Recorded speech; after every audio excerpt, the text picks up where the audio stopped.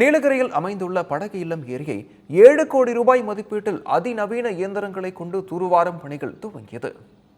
உதகையின் முக்கிய சுற்றுலா தலமான படகு இல்ல ஏரியை தூர்வார வேண்டும் என்று சுற்றுலா பயணிகள் மற்றும் பொதுமக்கள் கோரிக்கை விடுத்து இருந்தனர்.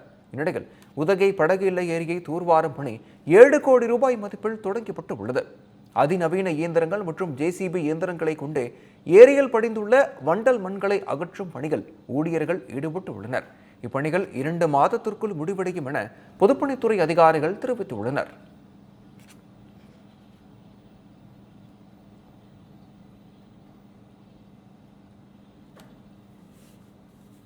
விழுப்புரம் மாவட்டம் மரக்காணத்தில் கடல் சீற்றத்துடன் காணப்படுவதால் 5000க்கும் மேற்பட்ட மீனவர்கள் கடலுக்கு செல்லாமல் படகுகளை பாதுகாப்பாக நிறுத்தி வைத்து உள்ளனர். தென்மேற்கு வங்கக்கடலில் நிலவி வரும் காற்றழுத்த தாழ்வு பகுதி காரணமாக தமிழகம் முழுவதும் பல்வேறு பகுதிகளில் கனமழை பெய்து வருகிறது. இதனால் பாதுகாப்பு கருதி விழுப்புரம் மீனவர்கள் கடலுக்கு செல்ல தடை விதித்து மீன்வளத்துறை உத்தரவிட்டு உள்ளது.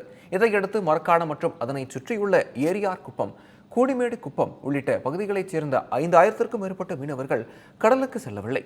இதனால் தங்களது படகுகளை கடற்கரையோரம் பாதுகாப்பாக நிறுத்தி வைத்து உள்ளனர். மரக்காணத்தில் கடல் சீற்றத்துடன் காணப்படுவது மீனவர்களிடையே அச்சத்தை ஏற்படுத்தியுள்ளது.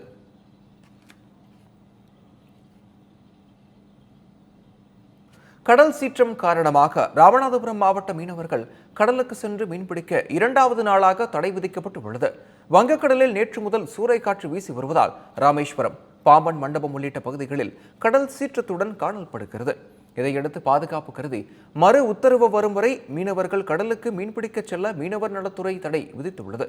இதன் காரணமாக ராமேஸ்வரம், பாம்பன் மண்டபம், தொண்டி, கீழக்கரை, ஏர்வாடி, மூக்கையூர் உள்ளிட்ட துறைமுகங்களில் 1650க்கும் மேற்பட்ட விசைப்படகுகள், 6000க்கும் மேற்பட்ட நாட்டு படகுகள் அந்தந்த மீன்பிடி இறங்கு தளங்களில் பாதுகாப்பாக நிறுத்தி வைக்கப்பட்டன.